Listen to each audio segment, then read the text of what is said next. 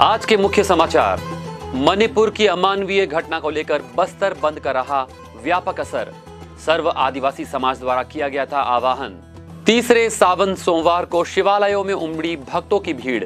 कावड़ यात्रियों ने भी भगवान शिव का किया जलाभिषेक।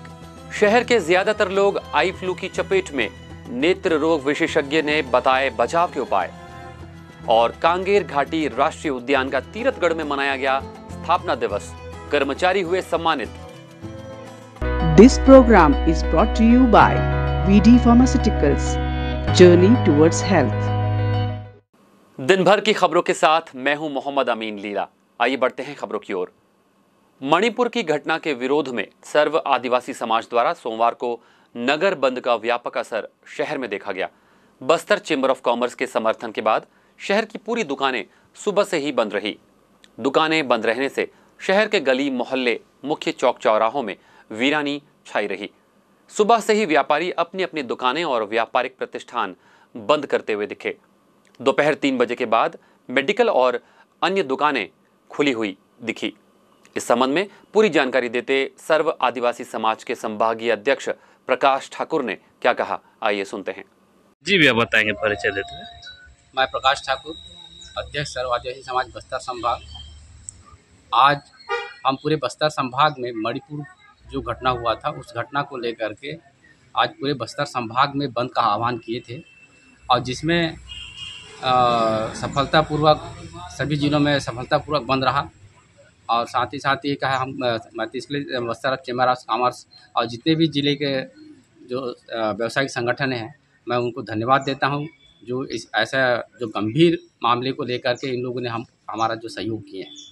और अभी 2 बजे से रैली है। रैली के रूप में जा कर के कलेक्टर को ज्ञापन देना है, जो महामहिम राष्ट्रपति और सुप्रीम कोर्ट के माननीय CJI उनको देना है। बंद के दौरान शहर के चौक चौराहों में पुलिस बल काफी संख्या में तैनात थी। सुबह से ही पुलिस सक्रिय रही। जगह जगह ड्यूटी में तैनात पुलिस द्वारा सुरक्षा के कड़े इंतजाम किए गए थे। आज सर्व आदिवासी समाज द्वारा बस्तर संभाग बंद का आह्वान किया गया है, जिसके मद्देनजर बस्तर पुलिस के द्वारा डिफरेंट चौक चौराहे पर AD पॉइंट, फिक्स पॉइंट लगाया गया है। और साथ ही साथ जो उनकी रैलियाँ बंद कराने की चल रही हैं, उनके साथ साथ ही हमारी पेट्रोलिंग की टीम चल रही है ताकि किसी भी प्रकार की असुविधा न हो। जी, ओके, थैंक यू। बंद के दौरान शहर में कहीं कहीं बंद समर्थक और व्यापारियों के बीच विवाद की स्थिति भी बनती दिखी। मणिपुर में हुई घटना के विरोध में आदिवासी समाज द्वारा कलेक्टर को एक ज्ञापन भी सौंपा गया। मणिपुर दंगे और आदिवासी मातृ शक्ति से अमानवीय कृत्य के विरोध में बस्तर बंद है, वहीं बीजापुर में भी बस्तर बंद का असर दिखा। हम आपको बता दें कि मणिपुर में आदिवासी महिला के साथ हुए अमानवीय कृत्य को लेकर देश भर में आक्रोश व्याप्त है। बस्तर में भी इसका व्यापक असर दिखा। सर्व आदिवासी समाज के संभागीय अध्यक्ष ने सभी समाजों और व्यापारियों से किया था बंद की अपील। आज लोकसभा में मणिपुर की घटना को लेकर गांधी जी की मूर्ति के समक्ष माननीय मल्लिकार्जुन खड़गे जी के नेतृत्व में कांग्रेस सहित तमाम विपक्षी दलों के सांसदों ने केंद्र सरकार के विरुद्ध धरना प्रदर्शन किया। इस दौरान PCCF चीफ और सांसद दीपक बैज, कोरापुट के सांसद सप्तगिरी शंकर उल्का सहित अन्य सांसदगण मौजूद रहे। वहीं केशकाल ब्लॉक में कोंडागांव सर्व आदिवासी समाज बस्तर संभाग के आह्वान पर युवा प्रभाग केशकाल द्वारा मणिपुर राज्य में जो आदिवासी महिला के ऊपर अत्याचार हुए और अन्य राज्यों में आदिवासियों पर जो अत्याचार हो रहे हैं, उनके विरोध में 1 दिवसीय मौन प्रदर्शन किया गया। साथ ही गोंडवाना भवन केशकाल से विश्रामपुरी नाका तक बस स्टैंड केशकाल में तहसीलदार आशुतोष शर्मा द्वारा प्रधानमंत्री, राष्ट्रपति, राज्यपाल और मणिपुर मुख्यमंत्री के नाम ज्ञापन दिया गया। इसी संदर्भ में छत्तीसगढ़ राज्य महिला आयोग के अध्यक्ष किरणमयी नायक ने मणिपुर की घटना को लेकर क्या कहा, आइए सुनते हैं। वास्तव में मणिपुर की जो घटना है, इसके लिए निंदा करना, उसकी आलोचना करना बहुत छोटी चीज़ है, क्योंकि जो बीती उन महिलाओं पर, उसके लिए कोई भी शब्द हमेशा कम पड़ेंगे। और जब उस राज्य का मुख्यमंत्री ये चीज़ स्वयं स्वीकार कर रहा है कि 100 से अधिक घटनाएं हो चुकी हैं, तो फिर क्या कारण है कि आज तक एनडीए सरकार मुंह में पट्टी और आंख में पट्टी डाल करके बैठी हुई है।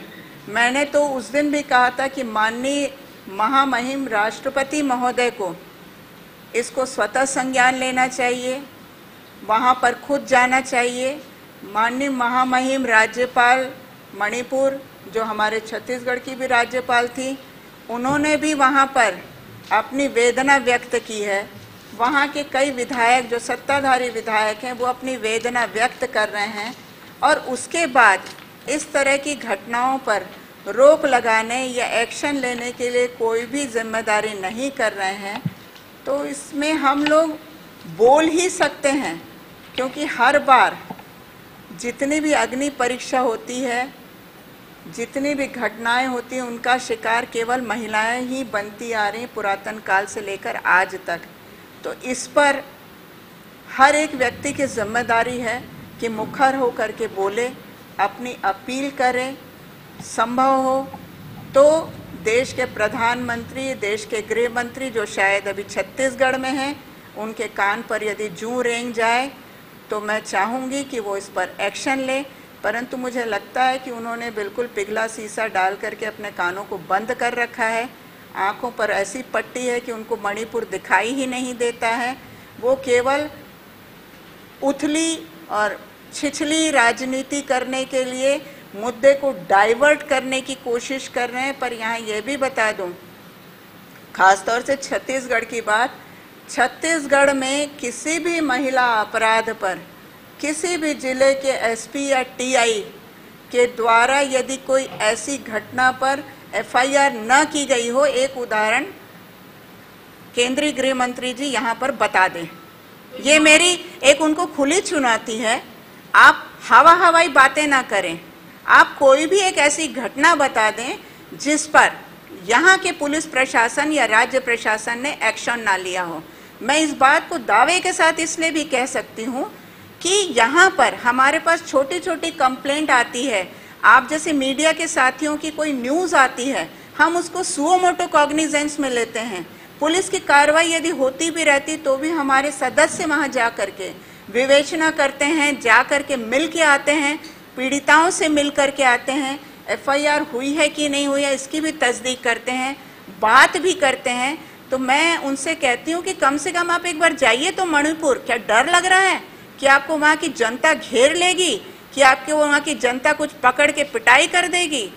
ऐसी नौबत तो आपको आनी नहीं है। पर कहीं जाके लोगों के घाव पर मलहम तो लगाइए, अपनी नैतिक जिम्मेदारी तो निभाइए। तीसरे सावन सोमवार को शहर के शिवालयों में भक्तों की काफी भीड़ रही। शहर के सबसे प्राचीन मंदिर महादेव घाट स्थित महादेव मंदिर, सीताराम शिवालय, दलपत सागर स्थित शिवालय के अलावा शहर के वार्डों में स्थित शिव मंदिरों में सुबह से ही शिव भक्तों ने भगवान भोलेनाथ की पूजा अर्चना की। हर वर्ष सावन के महीने में भगवान शिव की आराधना की जाती है। इन दिनों शिवालयों में भक्तों का तांता लग जाता है। इस वर्ष भी भक्तगण पूरी श्रद्धा और आस्था और विश्वास के साथ भगवान भोलेनाथ की पूजा अर्चना कर रहे हैं। ओम नमः शिवाय और बम बम भोले के जयकारे के साथ भक्त कावड़ यात्रा कर भगवान शिव को जलाभिषेक कर रहे हैं। सीताराम शिवालय पहुंचे भक्त ने क्या कहा, ये सुनते हैं। बहुत अच्छा लग रहा है। सावन की महीना ऐसा लग रहा है कि हम लोग बहुत सुहागनों के लिए बहुत अच्छा उत्साहित त्यौहार है।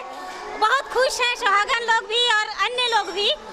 इतना अच्छा लग रहा है। भगवान करे साल भर रहे सावन। महादेव घाट से हम जल लेके आए और यहाँ सीताराम शिवालय में शिव जी को अर्पित किया। हमारा मन बहुत शांति है। ये तीसरा सोमवार है। हर हर महादेव, हर हर महादेव। सब भक्त सब खुश हैं हम लोग बहुत ही ज़्यादा। और शिव जी को हर सोमवार को ऐसे ही हम जल चढ़ाने का उम्मीद रखते हैं। हाथ का चढ़ा के हूँ। मेरे साथ बहुत सारे हमारे बहन आए हैं कांवड़ यात्रा में। बहुत ही उत्साह और एक प्रेरणादायक महिला है। सब में इतना ऊर्जा और इतना माने भक्त वत्सल है जो भगवान को कांवड़ यात्रा करके महादेव घाट से अंजनी पंचमुखी हनुमान मंदिर से हम लोग निकले महादेव घाट में। वहाँ पूजा अर्चना के बाद, गंगा पूजा होने के बाद हम कांवड़ में पानी भर के हम पैदल सीताराम शिवालय शिव जी को हम जल अर्पण किए। हम लोग को बहुत ही अच्छा लग रहा है।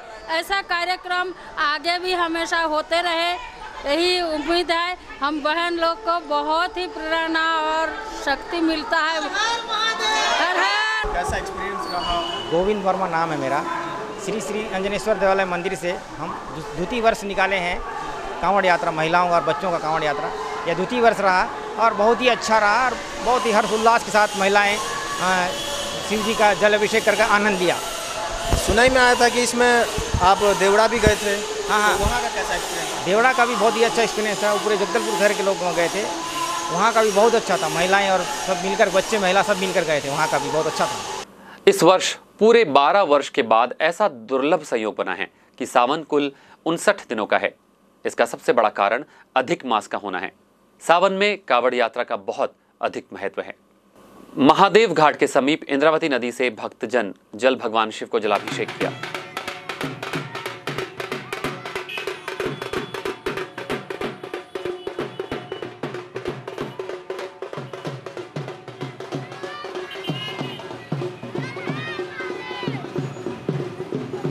स्वदेशी महोत्सव में स्वागत है आप सबका।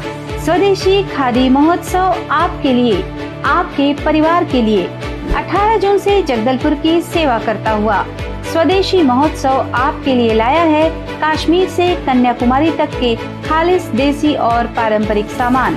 यहाँ मिलेगी हर वो चीज जिसकी आपको बरसों से तलाश थी।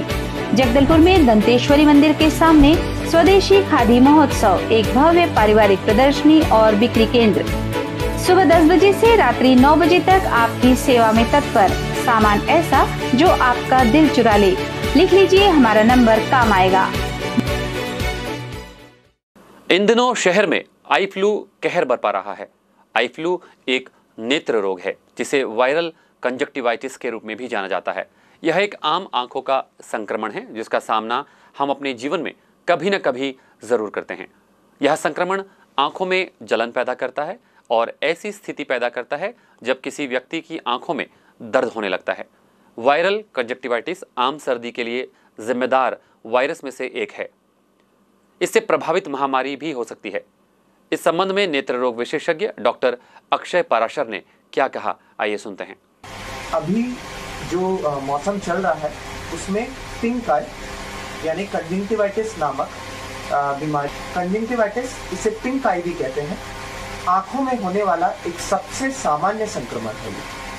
इसके कारण आंख की पुतली का सफेद हिस्सा जो कि लाल हो जाता है और पलकें सूज जाती है। जब कंजक्टिवा जो हमारा आंखों का पार्ट है उसकी रक्त शिराओं में सूजन आ जाता है और इसके अलावा वो अधिक स्पष्ट रूप से दिखाई देने लगता है।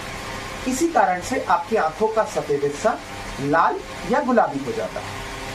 कंजक्टिवाइटिस संक्रामक होने के कारण यदि सही सावधानी ना अपनाई जाए तो एक आंख से दूसरी आंख और पूरे परिवार की आंखों में भी फैल सकता है। अब कंजक्टिवाइटिस के प्रकार क्या है? कंजक्टिवाइटिस के प्रकार जैसे कि bacterial conjunctivitis, giant papillary conjunctivitis और वायरल कंजक्टिवाइटिस। इसमें वायरल कंजक्टिवाइटिस सबसे कॉमन होता है जो अभी आमतौर पे दिखाई दे रहा है और अगर इसका अच्छे तरीके से ट्रीटमेंट ना किया जाए तो ये बैक्टीरियल कंजक्टिवाइटिस में कन्वर्ट हो सकता है। तो बैक्टीरियल कंजक्टिवाइटिस क्या होता है?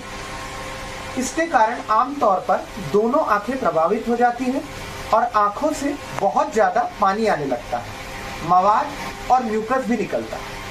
दूसरा जो वायरल कंजक्टिवाइटिस है, जैसा कि मैंने बोला, जो सबसे कॉमन है, यह खास तौर पर एक ही आंख में होता है और आंखों से बहुत आंसू और पानी आने लगता है। यह शायद पिंक आई का सबसे ज्यादा संक्रामक प्रकार है। इसके अलावा जो जायंट पेपिलरी कंजक्टिवाइटिस है, यह पिंक आई का एक और प्रकार है और अधिकतर ये लंबे समय तक आंखों में कॉन्टैक्ट लेंस पहनने के कारण और एलर्जी के कारण भी होता है। अब इसके लक्षण को पहचानेंगे कैसे आप? पहला, आंखें लाल हो जाना, आंखों से पानी आना, आंखों में जलन या खुजली होना, बहुत ज्यादा आंसू आना, आंखों में चुभन होना, पलकें सूजकर लाल हो जाना, पलकें सूज जाना और प्रकाश से आपको संवेदनशीलता महसूस होती है। अब इसके बारे में कुछ गलत धारणा और सच्चाई मैं आपको बता देता हूँ। सबसे पहले गलत धारणा, कंजंक्टिवाइटिस ग्रस्त व्यक्ति की आंखों में देखने से या कंजंक्टिवाइटिस होता है, ऐसा बिल्कुल नहीं है। जो गलतफहमी, जो कि तथ्य और गलतफहमी, ये हम आपको बता देते हैं। तो सबसे पहले गलतफहमी के बारे में बताते हैं। तो गलतफहमी ये रहती है लोगों को कि यह संक्रमित व्यक्ति की आंखों में देखने से फैलता है, पर इसका तथ्य क्या है, जो सच्चाई क्या है, वो है कंजंक्टिवाइटिस केवल तौलिए जैसी दूषित वस्तुओं से संपर्क में आने से या कोई भी उसका जो फ्लूइड निकलता है आंखों से, उसके संक्रमण से, उसके संपर्क में आने से ये फैलता है। अब दूसरी गलतफहमी क्या होती है लोगों में कि यह केवल बच्चों में होता है, और इसका तथ्य क्या है, ये है कि सामान्य रूप से यह बच्चों में होता है, लेकिन कंजंक्टिवाइटिस किसी भी आयु में आ सकता है। तीसरी जो गलतफहमी है यह है कि इसके कारण अंधापन हो सकता है। तो बिल्कुल ये गलत है। हाँ, कंजंक्टिवाइटिस सामान्य रूप से खतरनाक नहीं है, लेकिन इसका सही वक्त पे सही डॉक्टर से इलाज किया जाए तो इससे कोई भी इसका दुष्परिणाम नहीं होता, ये परमानेंटली 100% ठीक हो जाता है। चौथी गलतफहमी ये है कि चश्मा पहनने से, काला चश्मा पहनने से ये जल्दी ठीक होता है। ये बिल्कुल गलत है। चश्मा पहनने से इसके जो लक्षण है इसमें कमी आती है, लेकिन ये ठीक नहीं होता। ठीक डॉक्टर के इलाज के द्वारा और दवाई के माध्यम से ही होता है। अब रोकथाम के लिए हमें क्या करना और क्या नहीं करना चाहिए। पहला, क्या करना चाहिए हमें कि अक्सर हाथ धोना चाहिए, अच्छे से साबुन से या सैनिटाइजर से उसको साफ करना चाहिए। दूसरा, साफ तौलिए का उपयोग करना चाहिए। अक्सर तकिए की जो कवर होता है या ब्लैंकेट होता है, तो जिसको संक्रमण है उसको अलग तकिया या तौलिया यूज़ करना चाहिए और बाकी परिवार से। इसके अलावा क्या नहीं करें, जैसे कि एक ही सेम तौलिया इस्तेमाल ना करें।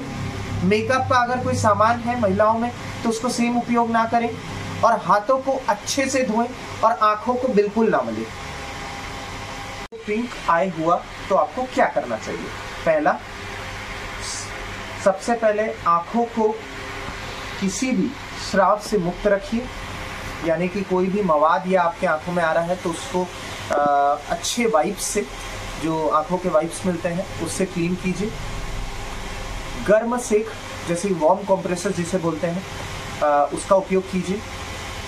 साफ टिश्यू से नाक के पास से बाहर की तरफ पोंछिए। अगर टिश्यू से भी आप पोंछ रहे हैं तो अंदर से बाहर की तरफ पोंछिए। आँख साफ करने से पहले और बाद में हाथ को अच्छे से धो लिया जाए। उपयोग में लाए गए टिश्यू को डस्टबिन में फेंक दिया जाए।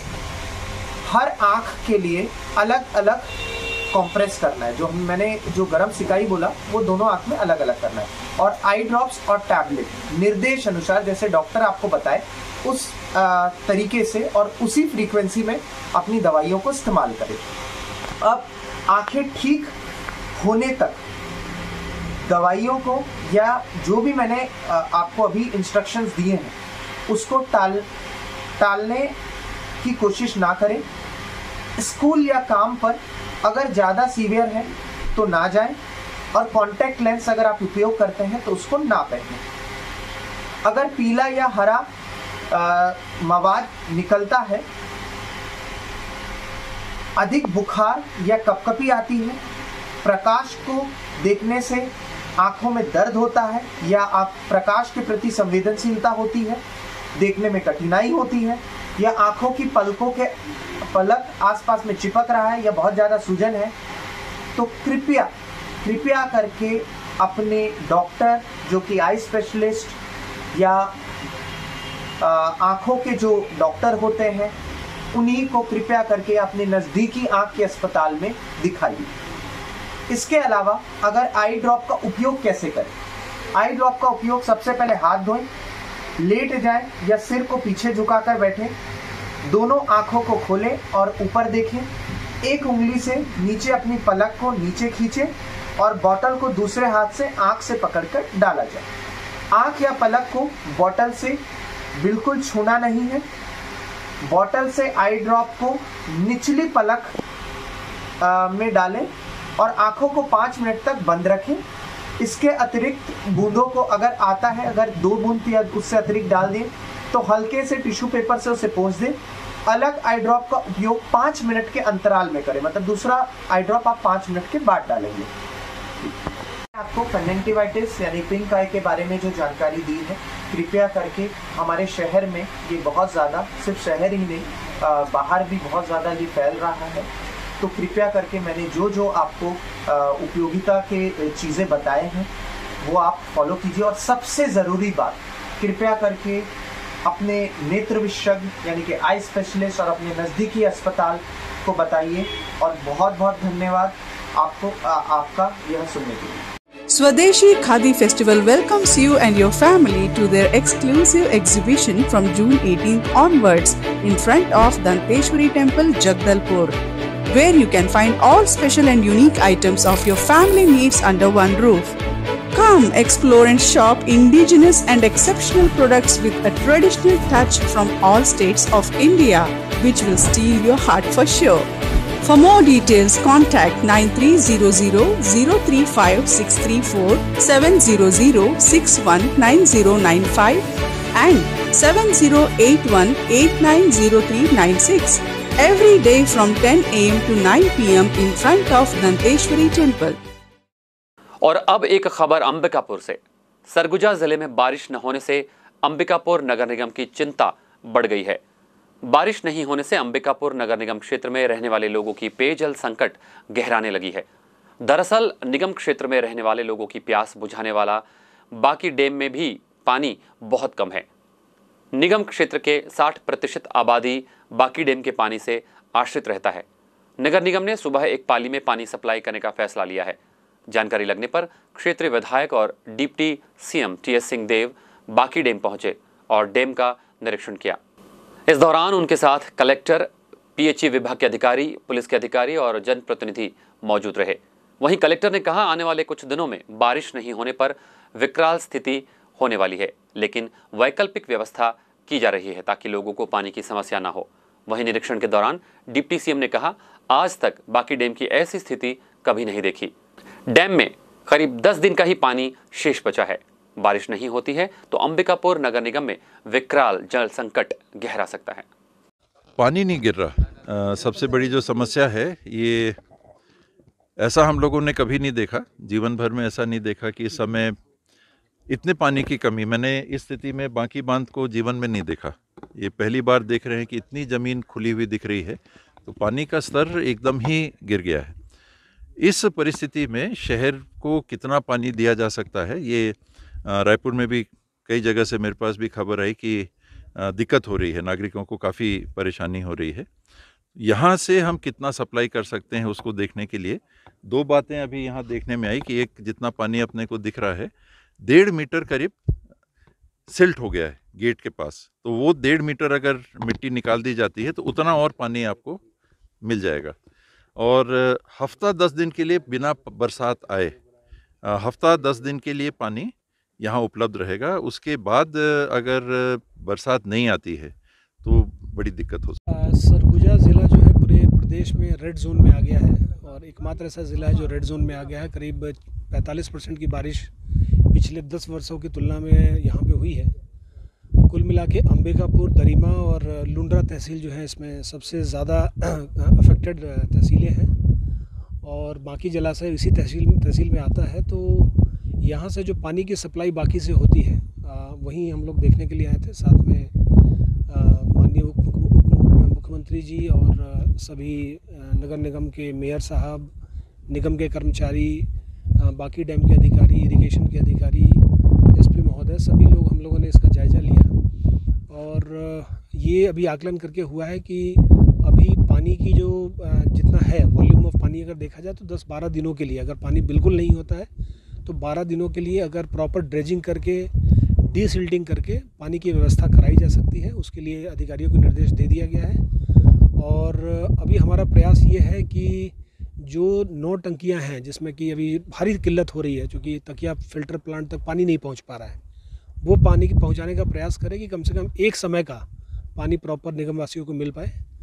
दूसरी व्यवस्था, अगर मान लीजिए कि इसके बाद भी बारिश अगर नहीं होती है और दिक्कतें बनती हैं, तो जो हमारे लोकल सोर्सेज हैं, स्पॉट सोर्सेज हैं, उसको हम लोग ओवर यूटिलाइज़ करने का काम करेंगे। तीसरा जो सबसे मुझे लगता है रेयरेस्ट है, जिसकी ज़रूरत मुझे लगता है कि नहीं पड़ेगी, कि फिर हमको टैंकर्स, बड़ी संख्या में टैंकर्स को बुला के और अलग अलग वार्ड्स में उसको एम्प्लॉय करना पड़ेगा, जिससे कि नगरवासियों को परेशानी का सामना नहीं करना पड़ेगा। ज़िला प्रशासन हर स्थिति के लिए तैयार है और हम इसको बहुत अच्छी तरीके। रोजगार की तलाश में हैदराबाद गई आदिवासी युवती कविता कश्यप की मौत का मामला भाजपा लगातार कांग्रेस और स्थानीय विधायक चंदन कश्यप और सांसद के मौन पर सवाल उठा रही है। शनिवार को भानपुरी मुख्य चौक में नारायणपुर विधायक चंदन कश्यप और पीसीसी अध्यक्ष दीपक बैज चुप्पी का विरोध किया। आक्रोशित भाजपा कार्यकर्ताओं ने कहा, घटना के सप्ताह बीत जाने के बावजूद भी आदिवासी समाज की बेटी को न्याय नहीं मिला। जिम्मेदार विधायक सांसद पूरे मामले में मौन साधे हुए हैं। बाकेल घटना के आरोपी अब तक पुलिस के पकड़ से बाहर है और न ही कांग्रेस सरकार ने पीड़ित परिजनों के लिए कोई मुआवजा राशि की घोषणा की है। भाजपा नेता संतोष बघेल ने कहा कि आदिवासी बेटियों के न्याय की लड़ाई भाजपा लड़ेगी। कांग्रेस सरकार की जिम्मेदारी है। नारायणपुर विधानसभा की बाकेल और कोंगेरा की अन्य आदिवासी युवतियां बंधक हैं, उन्हें दलालों के चंगुल से वे छुड़ाकर परिजनों को सुपुर्द करें। वहीं जिला पंचायत सदस्य निर्देश दीवान और खितेश मौर्य ने कहा, कांग्रेस सरकार छत्तीसगढ़ के पैसों को उत्तर प्रदेश की घटनाओं पर 50 लाख मुआवजा राशि दिया था।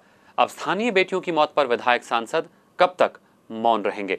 आगे श्री मौर्य ने कहा, जब तक परिजनों को उचित मुआवजा और आरोपियों पर कड़ी कार्रवाई नहीं होती, भाजपा का आंदोलन जारी रहेगा। यदि कार्रवाई नहीं हुई तो आगामी दिनों में विधायक निवास घेराव और चक्का जाम किया जाएगा। इस दौरान बड़ी संख्या में भाजपा नेता कार्यकर्ता मौजूद थे। और अब एक खबर दंतेवाड़ा की।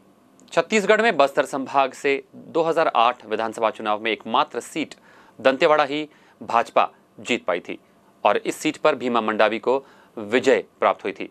परंतु 2019 लोकसभा चुनाव के दौरान नक्सलियों द्वारा किए गए आईडी ब्लास्ट में भीमा मंडावी शहीद हुए थे और उपचुनाव में बस्तर की 12 में से यह एकमात्र सीट भी कांग्रेस ने भाजपा से छीन ली और देवती कर्मा वहां से विधायक बनी।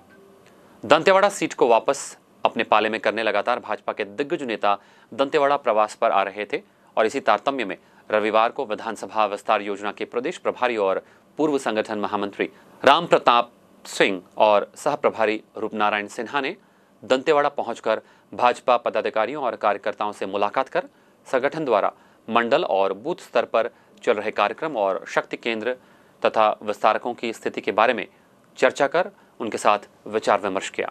भाजपा पदाधिकारियों के साथ बैठक में दंतेवाड़ा में राम प्रताप व सिन्हा ने विधानसभा की स्थिति को जाना और कार्यकर्ताओं को एकजुट होकर लक्ष्य निर्धारित कर दंतेवाड़ा विधानसभा से किसी भी तरह भाजपा का विधायक बनाकर 2023 विधानसभा चुनाव में जीत का लक्ष्य सुनिश्चित करने का आग्रह किया। कार्यकर्ताओं से एकजुट होकर बूथ स्तर तक पहुंचकर केंद्र सरकार की जन कल्याणकारी योजनाओं का प्रचार प्रसार करने और संगठन के विस्तार हेतु एकजुट होकर कार्य करने का निर्देश दिया। तत्पश्चात राम प्रताप और सिन्हा ने भाजपा पदाधिकारी और कार्यकर्ताओं के साथ बस्तर की आराध्य देवी मां दंतेश्वरी के दरबार पहुंच पूजा अर्चना कर आशीर्वाद भी प्राप्त किया। भाजपा के इस पूरे कार्यक्रम के दौरान मुख्य रूप से भाजपा जिलाध्यक्ष चैतराम अटामी के अलावा बीजेपी के कार्यकर्ता मौजूद थे। भाजपा जिला कार्यालय में विस्तारक योजना 2023 की संभागीय बैठक आहूत की गई। इस बैठक में संभाग के सभी विधानसभा विस्तारक और लोकसभा विस्तारक उपस्थित हुए। बैठक में विशेष रूप से राम प्रताप सिंह पूर्व प्रदेश महामंत्री संगठन भाजपा और रूपनारायण सिन्हा पूर्व विभाग संगठन मंत्री भाजपा का मार्गदर्शन प्राप्त हुआ। सभी विस्तारकों से विधानसभा स्तर पर वृत्त पूछा गया और उनसे सुझाव मंगाए गए। बस्तर के सुप्रसिद्ध कांगेर घाटी राष्ट्रीय उद्यान का स्थापना दिवस तीरथगढ़ में मनाया गया। इस राष्ट्रीय उद्यान की स्थापना 22 जुलाई 1982 में की गई थी।